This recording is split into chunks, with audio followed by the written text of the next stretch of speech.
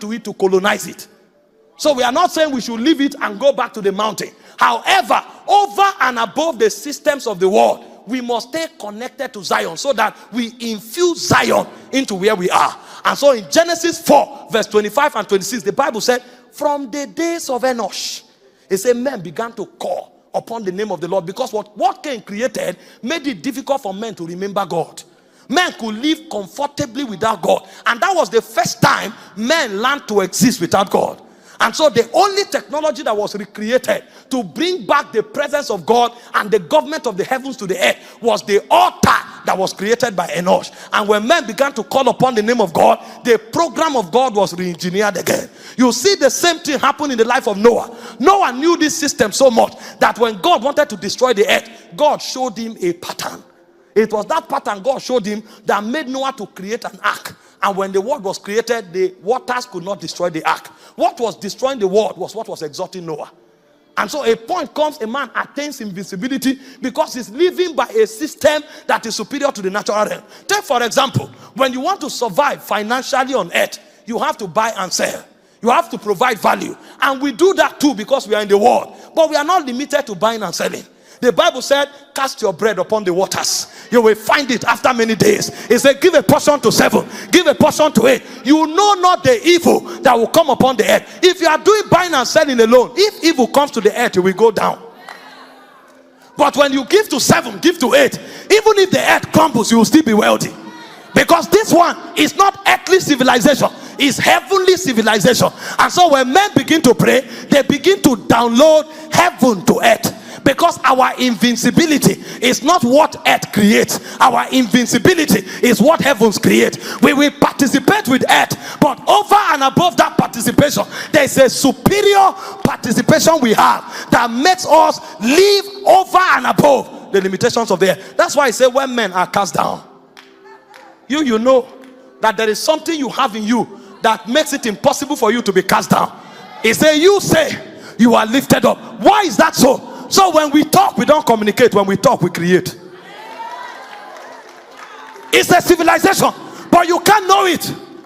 No matter what you read, you can't know it, because there's no book that captured it. It's not in any syllabus in the world. That when men are going down, the way you take yourself up is to talk yourself up. And so when we are talking, we are not motivating ourselves. When we are talking, we are mobilizing spirits. Because the Bible said the Spirit of God moved upon the face of the deep, and the earth was void. Darkness was upon the face of the deep. What did God do? He didn't talk about the darkness, because in the realm of God, what you say is what you have.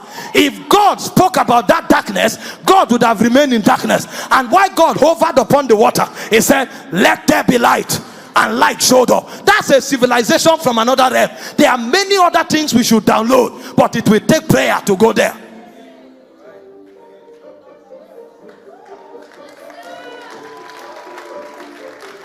When you find a believer defeated, he's living on earth. That's his problem. The moment a believer begins to live from the superior realm, nothing takes him unawares. Anything that happens, he will come out of it. The thing that kills men is a platform for testimonies. He will tell you like he knows his name. And watch and see, it will surely happen that way. Because he knows something that is beyond what was written by professors in Harvard. He knows something that is superior to what was written by experts. There is something that experts didn't write. Immortals wrote them. When an expert writes something, it's intelligent enough to define, it's intelligent enough to rationalize, but it's not strong enough to deal with battles. Because when crisis comes, you will need something more than the ability to rationalize. You will need something that can lift you from the miry clay. You will need something that can lift you from the dungeon. Those are civilizations. When Daniel was praying, they thought prayer was his disadvantage. The king gave a law and said nobody should pray in this land. Daniel said, no, I'm not safe because I'm working with you. I'm safe because I'm connected to another government.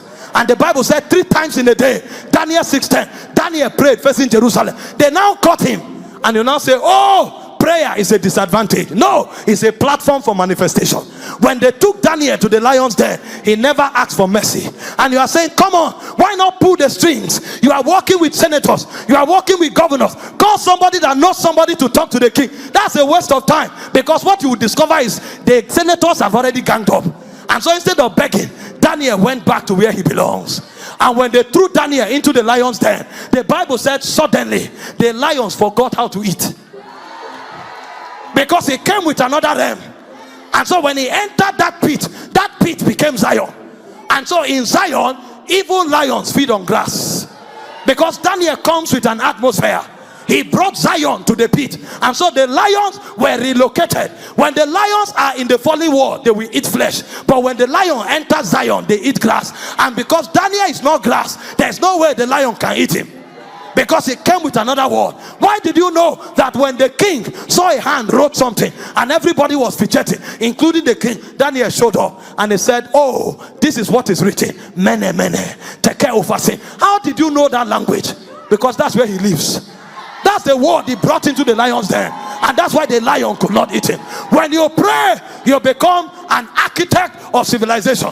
The world is dark. The world is wicked. Forget it. When you go to the market, it's not only buying and selling that happens there. There are spirits there confusing men. There are spirits there exchanging destinies. There are spirits there killing and maiming. There are spirits there subjugating men. You can enter a place and buy the church card and leave your star behind.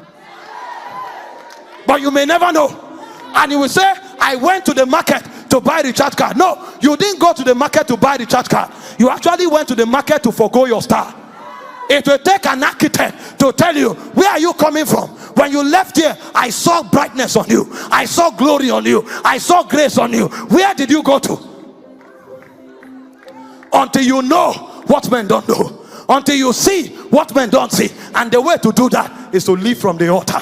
If you don't find your altar, you will not participate in the agenda of God. And instead of downloading civilization from the realm of God, you will become a victim of the demonic civilization that is already in existence. When believers know this, meetings like this will not just be meetings of impartation. It will become the ecclesia indeed. Because when we gather, everybody will represent something. You will look towards the right, and the people sitting there will be the ones that carry the oracles of God. You will look towards the left, the people sitting there will be custodians of wisdom for witty invention. And so our gathering will become the ecclesia. You can sit with somebody, and because you shook hands with that person, you will live with favor. Because that person represents favor. He has caught it in the spirit, and he has the power to bring it to the earth. This is why believers must pray. He said when we gather together, it's like the oil flowing from the head of Aaron down to his beard, onto his skirt. It's like the dew upon Mount Hermon. He said there the Lord commanded his blessing. Because everyone comes with a dimension. What are you carrying? You showed up with a suit. They don't wear suit in the spirit. No, they don't wear suit. In the spirit, we are clothed with glory. And so it doesn't matter who is wearing a tuxedo. When they look at you in the spirit will not discern the tuxedo. They will find out what is the illumination coming out of your spirit. That's a sign that you journey. But many don't journey. When we talk earth. When we sing earth. When we interact earth. That's why we are victims of the things spirits do on earth. But when we pray, we cross the gates. Because we've been invited into the fellowship of the beloved. And so anyone who is not going is because he's not interested. And you don't have to be an apostle. You don't have to be a prophet. The Bible said women received their dead back to life. Women, people that were written off, they went somewhere and they touched the secrets of life. And so when they come around, nothing dies. They've touched it. Such women, if they are at home, they don't even need to water their flower. The life they carry can make the flowers to grow on its own accord. If anything dies, they call it back to life. What kind of thing is that? It's not common among men, but there is a realm where it's common. It's the realms of the heavens. And so when we pray, we journey to those realms. Ha ha hey. Hey ha. Ah ha. Ah ha. Ah hey ah hey.